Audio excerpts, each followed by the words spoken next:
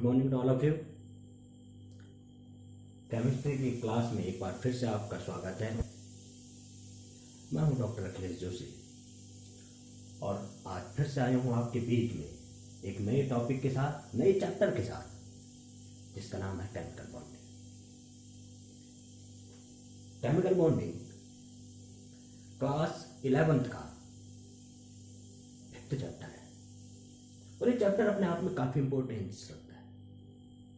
वो कैसे कि क्लास का जो एग्जाम होते हैं उस एग्जाम में इस चैप्टर से क्वेश्चन आने के का परसेंटेज काफी ज्यादा होता है। साथ ही जितने भी कंपटीशन से रिलेटेड एग्जाम हैं, चाहे वो नीट हो, चाहे वो जेईई हो, कुछ भी हो, उसमें 3 से 6 क्वेश्चन के बीच में इस विशेष केमिकल बॉन्डिंग चैप्टर से क्वेश्चन अवश्य आते हैं। आप कोई भी एग्जाम उठा करके, कोई भी पेपर उठा करके देख लीजिए, तो इस हिसाब से यह चैप्टर अपने आप में क्या है, काफी इंपॉर्टेंट है। अब बात आती है केमिकल बॉन्डिंग। केमिकल बॉन्ड होता क्या है? अच्छा, इस चैप्टर में हम कुछ स्लैब्स कवर करने वाले हैं और लगभग 7-8 वीडियो, मेरे छोटे छोटे वीडियो, ज़्यादा लंबे तो नहीं बनाऊंगा, तो इसमें कवर हो जाएंगे। और हम इसमें क्या क्या कवर करने वाले हैं, सिंपल सी बात है। केमिकल बॉन्ड तो हमें समझना ही है, नॉर्मल सी चीज़ें हैं। क्यों केमिकल बॉन्ड का फॉर्मेशन होता है वो हम इस पर समझेंगे। साथ में टाइप्स ऑफ केमिकल बॉन्ड समझेंगे, चाहे वो इलेक्ट्रोवैलेंट बॉन्ड जिसे हम आयनिक बॉन्ड भी कहते हैं, या फिर कोवैलेंट बॉन्ड, उसी का पार्ट कोऑर्डिनेट बॉन्ड भी समझ सकते हैं। एक मेटेलिक बॉन्ड भी होता है और फिर मॉलिकुलर जो बॉन्ड होते हैं, मॉलिक्यूल्स के अंदर जो पाए जाते हैं, चाहे वांडर वाल की बात हो या फिर आपके हाइड्रोजन बॉन्ड की बात हो, उसका हम स्टडी करेंगे।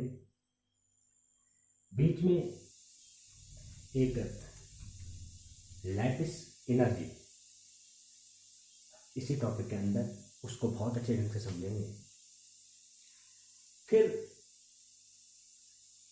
जो आयनिक बॉन्ड होता है या कोवैलेंट बॉन्ड होता है, उसमें परसेंटेज आयनिक कैरेक्टर हम देखेंगे, क्योंकि कोई भी बॉन्ड कंप्लीट आयनिक भी नहीं हो सकता है, कंप्लीट कोवैलेंट बॉन्ड भी नहीं हो सकता है, तो उसको हम एक फजांस रूल के बेसिस पे समझेंगे। उसके अतिरिक्त जो कोवैलेंट बॉन्ड है, क्योंकि आयनिक बॉन्ड तो आपका नॉन डायरेक्शनल होता है, उसको हम बहुत अच्छे ढंग से समझेंगे, क्यों होता है, कैसे होता है। बहुत इंटरेस्टेड ये चैप्टर होने वाला है। बस आपको करना क्या है कि मेरे प्रत्येक वीडियो में मेरे साथ बने रहना है। साथ में हम कोवैलेंट बॉन्ड से रिलेटेड वीबीटी नाम से सभी परिचित होंगे, वैलेंस बॉन्ड थ्योरी, इसको बहुत अच्छे ढंग से समझेंगे एटॉमिक ऑर्बिटल के आधार पर, या फिर VSE PR, valence shell electron pair repulsion theory, बहुत इंपॉर्टेंस। और इसके आधार पर हम स्ट्रक्चर, जो लोन पेयर के बेस पे ये थ्योरी है, इलेक्ट्रॉन पेयर के बेस पे भी है, आपस में किस प्रकार का रिपल्सन होता है लोन पेयर में या लोन पेयर बॉन्ड पेयर में, वो सब कुछ इसके अंदर समझेंगे। साथ ही मॉलिक्यूलर ऑर्बिटल थ्योरी, जो कमियां यहाँ हुई थी उसको पूरा करने के लिए ये थ्योरी भी यहाँ पे निकली है, इसको भी बहुत अच्छे ढंग से समझेंगे। ये थ्योरी हमें मैग्नेटिज्म के बारे में बताएगी, तो कौन पैरामैग्नेटिक है, कौन सा मॉलिक्यूल, कौन सा डायमैग्नेटिक है, ये सब कुछ ये थ्योरी बताएगी। इसके अतिरिक्त एक टर्म आएगा आपका, बहुत इंपॉर्टेंट है, हाइब्रिडाइजेशन।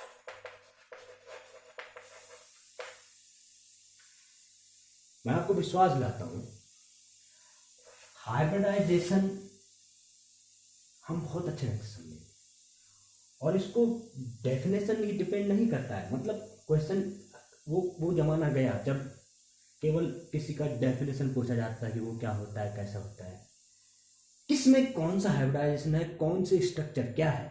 विश्वास दिलाता हूं 5 से 6 सेकंड के अंदर आप किसी भी मॉलिक्यूल का कि उसमें कौन सा हाइब्रिडाइजेशन है, चाहे वो उस पर कौन सा आयन, चाहे एनायन है कैटायन है, उसकी स्ट्रक्चर क्या है, सब कुछ आपको पता चल जाए। बहुत और भी कुछ बातें होंगी इस चैप्टर में। तो कुल मिलाकर के चैप्टर लंबा है, लेकिन हम इसको छोटे छोटे वीडियो में समझने की कोशिश करेंगे। और आज एज एन इंट्रोडक्शन हम शुरुआत करने जा रहे हैं। तो सबसे पहले बात आती है केमिकल बॉन्ड। ये केमिकल बॉन्ड होता क्या है? एक प्रकार से बॉन्ड यानी कि बंधन। अच्छा, मैं अगर सिंपल शब्द में कहूं तो कहीं ना कहीं सपोज हम सुबह ड्यूटी जा रहे हैं, किसी भी काम से जा रहे हैं, कोई अपना काम से जा रहा है, बिजनेस से जा रहा है, कोई ड्यूटी जा रहा है, कुछ भी जा रहा है, वो सुबह जा कर के फिर शाम को वापस अपने स्थान पे आता है। कहीं ना कहीं वो उसका एक घर से एक बॉन्ड बना हुआ है, समझ। बॉन्ड से तात्पर्य किसी धागे से नहीं है, थ्रेड से नहीं है कि आपस को एक दूसरे से खींच रहे हैं, नहीं, मतलब एक दूसरे से वो किस प्रकार से संबंधित हो रहा है, मिलने की कोशिश कर रहा है। यही रसायन विज्ञान की भाषा में भी हम समझने की कोशिश करेंगे। और अगर डेफिनेशन की बात करें तो डेफिनेशन तो हम खुद बनाएंगे, फिर भी क्योंकि केमिस्ट्री में एटम्स और आयन का महत्वपूर्ण, क्योंकि इसके बिना तो शुरुआत ही इससे होती है, छोटे पार्टिकल्स होते हैं और जब एटम आपस में जुड़ते हैं तो मॉलिक्यूल का फॉर्मेशन होता है। क्लियर? अभी एटम कैसे जुड़ते हैं? किसी न किसी वजह से जुड़ते होंगे। हो सकता है उन के बीच में कोई उनको खींचने में क्या मदद कर रहा है, वही तो हम समझेंगे। तो अगर सिंपल सी डेफिनेशन की बात करें तो हम लिख सकते हैं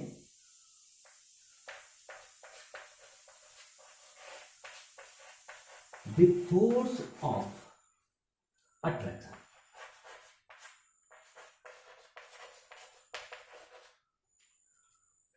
between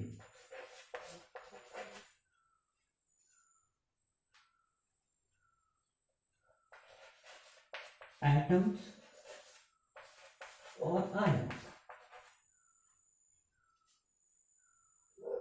which hold them together is known as chemical bond. Definition छोटी है, हमें रटनी नहीं है, हमें समझनी है। The force of attraction between atoms और आयन, क्योंकि आपको मैं बता दूं जो केमिकल बॉन्ड होते हैं वो एटम के आपस में मिल करके एक दूसरे से नजदीक आकर के बनते भी हैं, और आयंस के आपस में एक दूसरे के बीच में, जिसका हम जिक्र करेंगे फोर्स ऑफ अट्रैक्शन या इलेक्ट्रोस्टैटिक फोर्स ऑफ अट्रैक्शन की वजह से जब आयंस मिलते हैं, आयनिक बॉन्ड का फॉर्मेशन होता है। तो कहने का तात्पर्य है यहाँ पर दोनों चीजें आ रही है, एटम्स और आयंस, और इनके बीच में कोई फोर्स ऑफ अट्रैक्शन लगेगा, एक दूसरे से अट्रैक्ट होंगे। जो अट्रैक्शन लगता है, जो फोर्स ऑफ अट्रैक्शन है, जो उनको एक दूसरे से बांधने का काम करता है, नजदीक आने का काम करता है, that is known as chemical. Clear? अभी तो डेफिनेशन होगी, जब हम इसके बारे में समझेंगे तो डेफिनेशन आप खुद बनाएंगे। ठीक है, तो इसको फिलहाल मैं उठाता हूं और आगे बढ़ता हूं इस चैप्टर पे।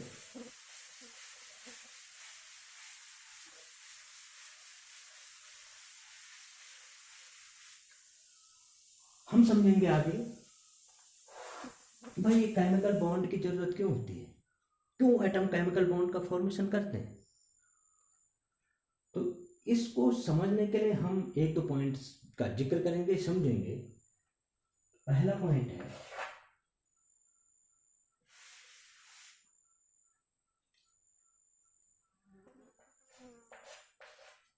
टू एक्वायर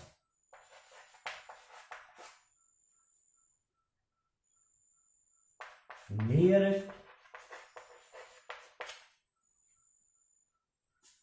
इलेक्ट्रॉनिक या ऐसे टू एक्वायर इलेक्ट्रॉनिक कॉन्फ़िगरेशन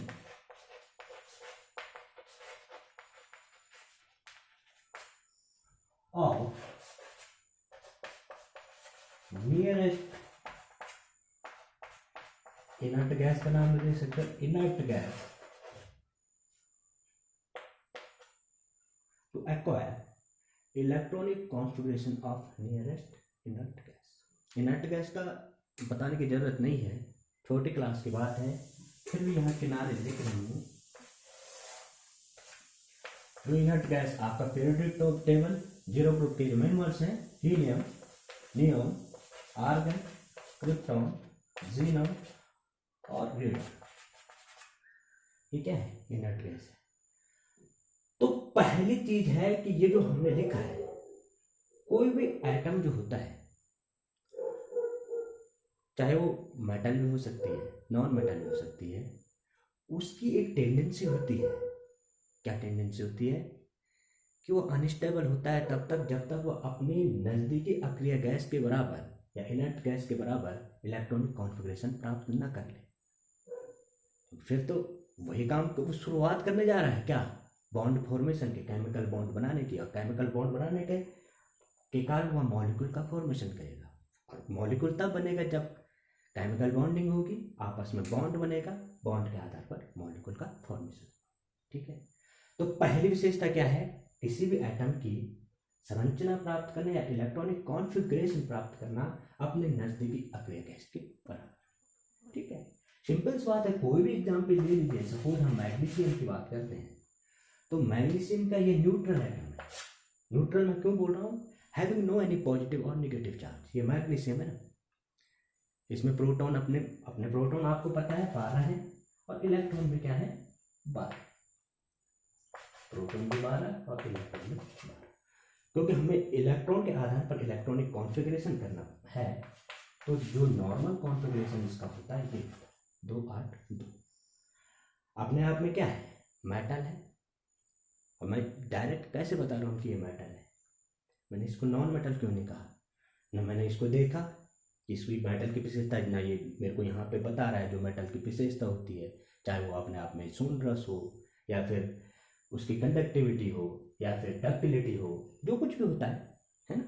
तो यहाँ पर केवल मैग्नीशियम है, और मैं सीधे बोल रहा हूँ कि ये मेटल है। तो इसकी जो नॉर्मल सी जो हम यहाँ पर बता सकते हैं कि आउटर मोस्ट में अगर किसी भी एटम के आउटर मोस्ट में अगर एक कोई आगे का एटम होगा, 2 या 3 इलेक्ट्रॉन होते हैं आउटर मोस्ट ऑर्बिट में, तो नॉर्मल सी भाषा में आप उसको कुछ चीजें छोड़ करके बस सब जगह पे होता है, क्या हो गई? मेटल। और अगर आउटर मोस्ट में 5 6 7 इलेक्ट्रॉन है, तो वो अपने आप में क्या होगा? तो मैंने सीधा इसीलिए यहाँ पे तुरंत कह दिया था, क्योंकि पीरियोडिक टेबल में इस हिसाब से इनको स्थान दिया गया है। ये एल्कलाइन अर्थ मेटल का सदस्य है, एल्कलाइन अर्थ मेटल का। फिर वही बात, beryllium, magnesium, calcium, strontium, barium, radium. ठीक है ना, सेकंड ए ग्रुप, या आप डायरेक्ट सेकंड ग्रुप भी कह सकते हैं, शुरुआत फर्स्ट ए सेकंड ए। ठीक है ना। तो यहाँ पर हमारी बात क्या आ रही थी कि जो ये हम इसका एक एग्जाम्पल के तौर पे समझ रहे थे कि ये तो है, तो ये आउटर मोस्ट, क्योंकि इसमें बैलेंस इलेक्ट्रॉन 2 हैं, अब ये एक प्रकार से उतना स्टेबल नहीं है, तो इसकी टेंडेंसी क्या है? नजदीक इनर्ट गैस के बराबर कॉन्फ़िगरेशन प्राप्त करने की। तो ये कहीं ना कहीं रोल प्ले करेंगे, ये 2 बैलेंस इलेक्ट्रॉन इसके, ये इलेक्ट्रॉन इसको देगा, क्योंकि मेटल की जनरल फॉर्मेशन आपको पता होती है, आयंस का फॉर्मेशन करते हैं इलेक्ट्रॉन को डोनेट करके। तो वहां पर ये स्टेबल कॉन्फ़िगरेशन प्राप्त तब करेगा जब इन दो इलेक्ट्रॉन को देगा और नजदीकी इनर्ट गैस जो नियान होती है, जिनका इलेक्ट्रॉन जिसमें क्या होते हैं 10 होते हैं, उसके बराबर 2 और 8 10 इसमें संरचना प्राप्त करते हैं। क्लियर। अब बात आती है दूसरी चीज जो इंपॉर्टेंट चीज है। ये थ्योरी तो चली आ रही है, लेकिन अगला जो पॉइंट है, अगला पॉइंट है तो एक्वायर।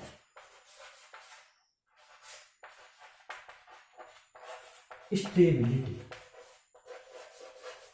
स्टेबिलिटी का जिक्र मैंने अपने पहले के वीडियो में भी कहीं किया है,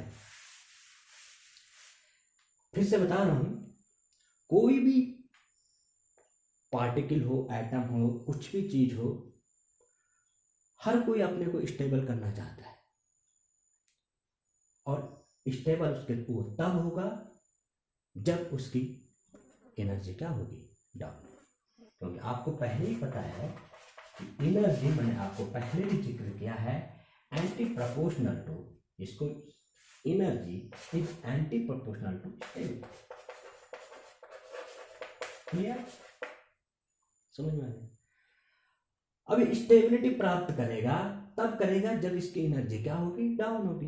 एंटी प्रोपोर्शनल है, एनर्जी जब डाउन होगी तब वो क्या करेगा, स्टेबिलिटी प्राप्त करेगा। इसको मैं बेहतर एक एग्जाम्पल के तौर पे आपको समझा सकता हूं।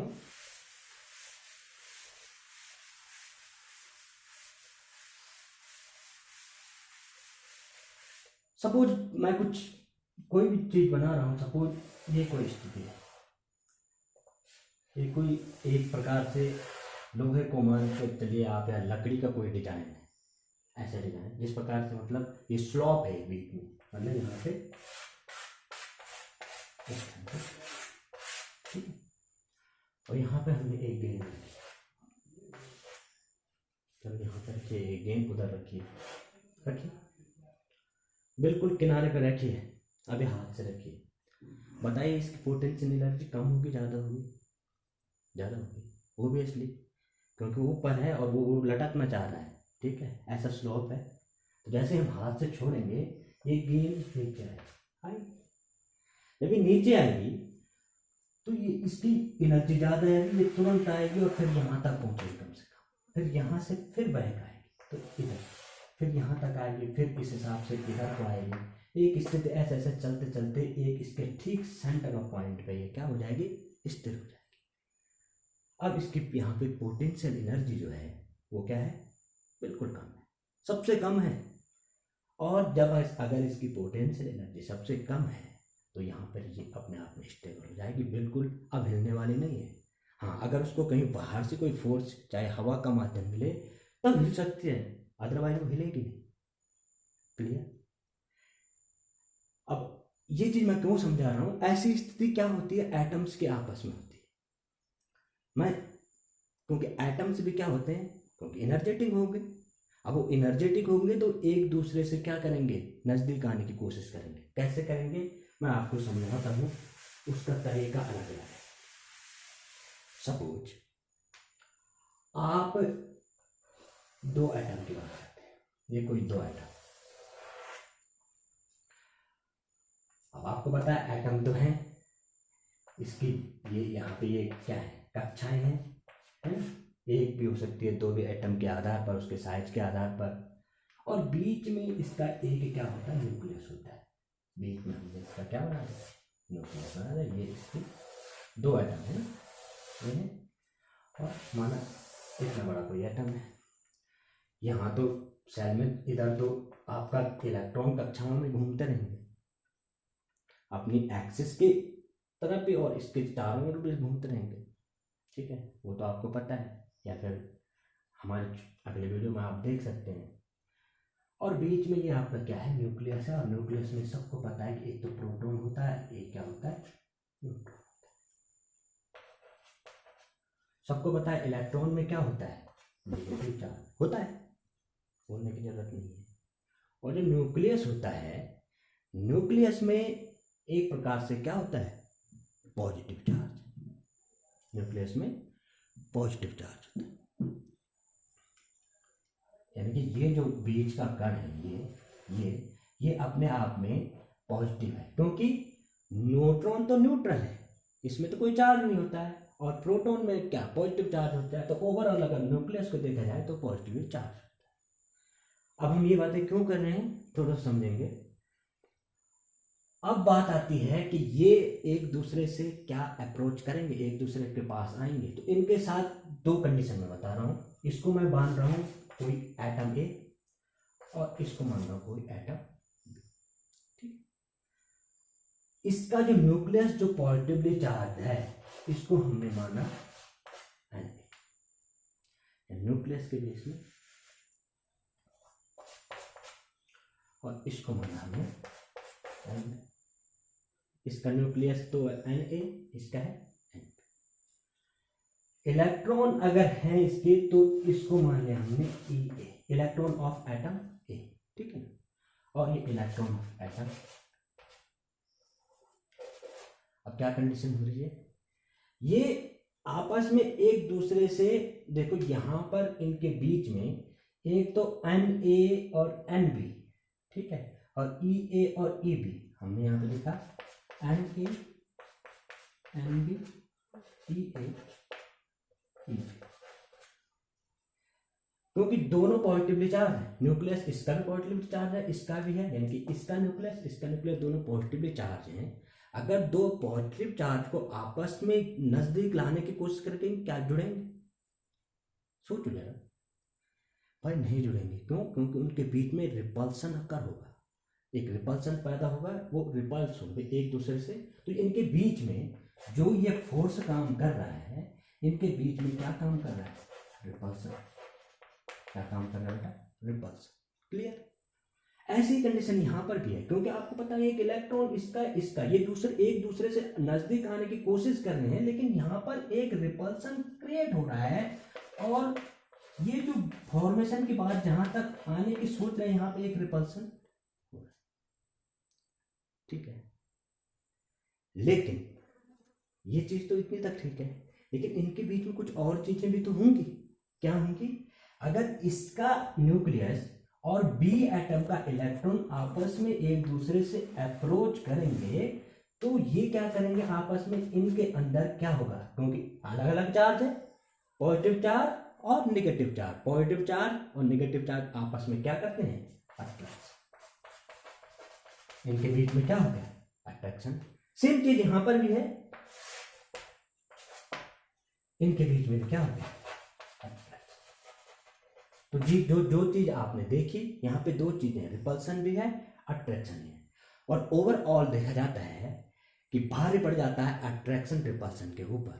ठीक है, यानी कि दो परमाणु के बीच में जो रिपल्सन होता है उससे कहीं ज्यादा अट्रैक्शन होता है, और वो एक दूसरे से नजदीक आकर के एक बॉन्ड फॉर्मेशन करते हैं, जिसे हम क्या कहते हैं, केमिकल बॉन्ड। क्लियर? ओके। अच्छा, एक चीज जो हमने आगे अभी समझी, आपको किताबों को पूरा बहुत अच्छे ढंग से समझा जाएगा, और हर किसी किताब पे आपको एक प्रकार से एक ये ग्राफ जो एनर्जी के आधार पर, पोटेंशियल एनर्जी के आधार पर दिख रहा है। जो अभी मैंने क्या कहा था आपको कि जो ये कोई ग्राफ है,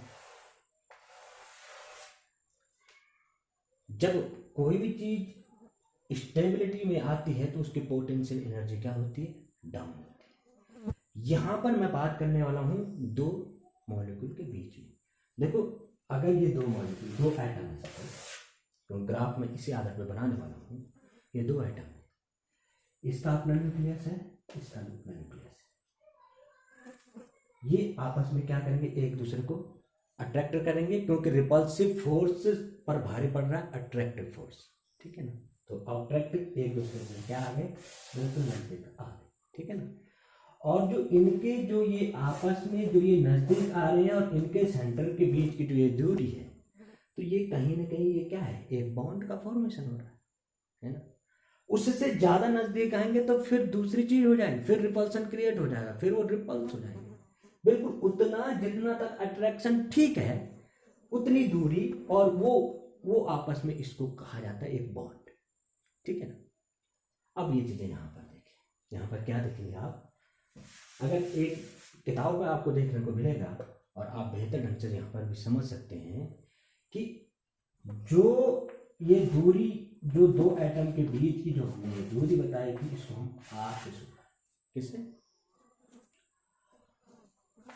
और जो ये ग्राफ ये प्लॉट कर रहा हूं, इसको मैंने कहा है पोटेंशियल एनर्जी, और ये है आपका पोटेंशियल एनर्जी, ठीक है ना। ये अब देखो यहां पर एक इस तरह से हम आपको एक ग्राफ शो कराएंगे,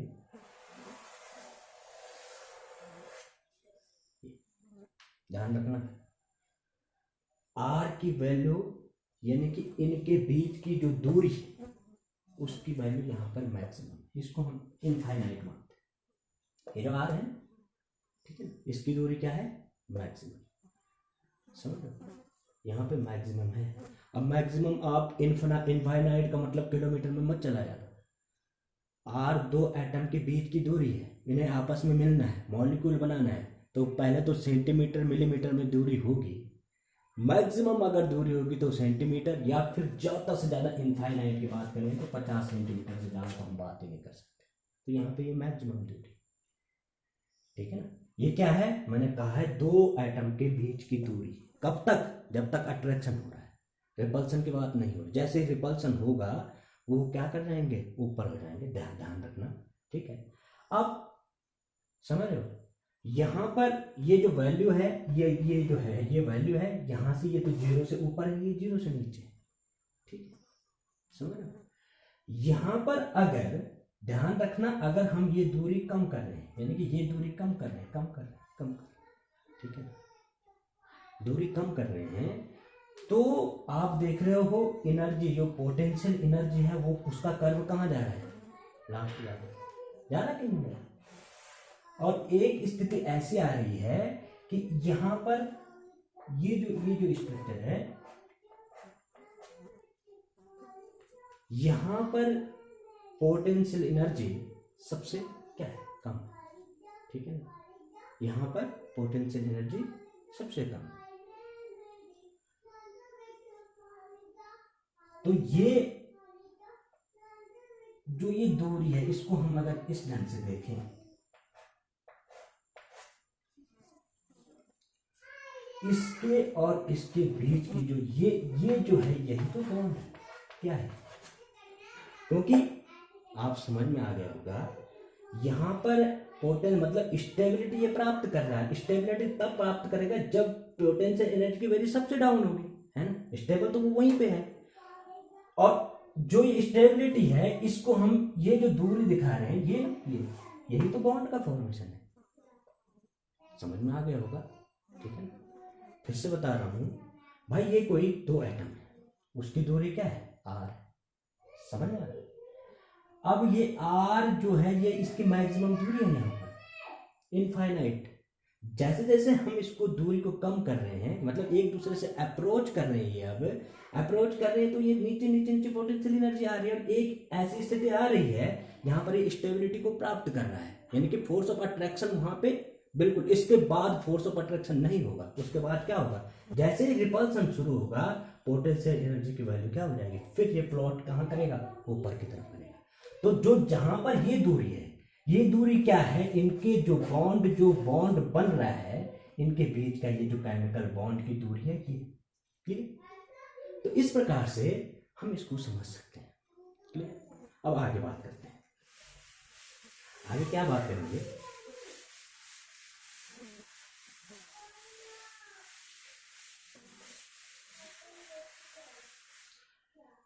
हमने समझा, क्या समझा, केमिकल बॉन्ड क्या होता है और क्यों बनते हैं, ये हमने समझ गया, स्टेबिलिटी को प्राप्त करने के लिए या इलेक्ट्रॉन। थोड़ा सा इस वीडियो को थोड़ा और बढ़ाऊंगा, अगर हम बात करते हैं types of chemical bond,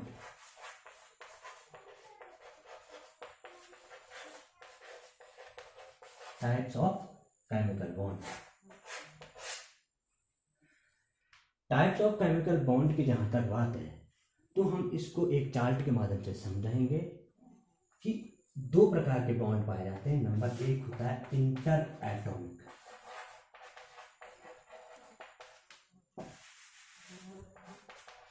inter atomic, जो आपस में एटम्स के आपस में मिलने के, जो जब दो एटम आपस में मिलते हैं तो किसी बॉन्ड से मिल रहे हैं तो इंटर एटॉमिक। और दूसरा जो होता है वो हो सकता है आपका inter molecular, inter molecular. Clear? अब इंटर एटॉमिक को भी हम फर्दर डिवाइड कर सकते हैं,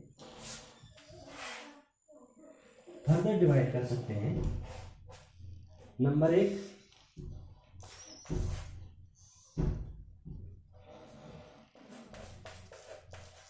ionic bond, number 2 metallic bond, number 3 covalent bond, और नंबर 4 इसी को कोवैलेंट बॉन्ड तक भी यहाँ पूरा हो सकता है, मैं इसको और तोड़ के लिख रहा हूं क्योंकि ये पार्ट इसी का है, कोऑर्डिनेट बॉन्ड। ठीक है ना? ये आपस में कब बनेंगे? जब आपस में एटम अप्रोच करेंगे या आयंस अप्रोच करेंगे। ठीक है ना? और इसको यहां पर जो ये बात इंटर एटॉमिक की बात हो रही है, तो ये इंटर एटॉमिक दो प्रकार के हैं। एक तो आप कह सकते हैं क्योंकि मॉलिक्यूल के बीच में है वान डर वाल्स, और दूसरा हम कह सकते हैं हाइड्रोजन।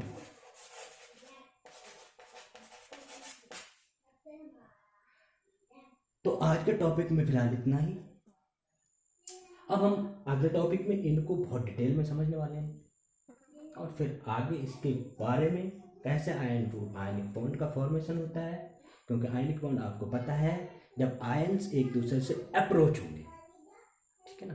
पहले तो आयन का फॉर्मेशन होगा, फिर वो एक दूसरे से अप्रोच होंगे, और विशेषता आयनिक बॉन्ड की बहुत आपको समझाने वाला हूं, क्योंकि इलेक्ट्रोस्टैटिक फोर्स ऑफ अट्रैक्शन के कारण आयनिक बॉन्ड आपस में अप्रोच करेंगे एक दूसरे से, और वो नॉन डायरेक्शनल होते हैं। तो अगले वीडियो में बने रहना साथ में, तब तक के लिए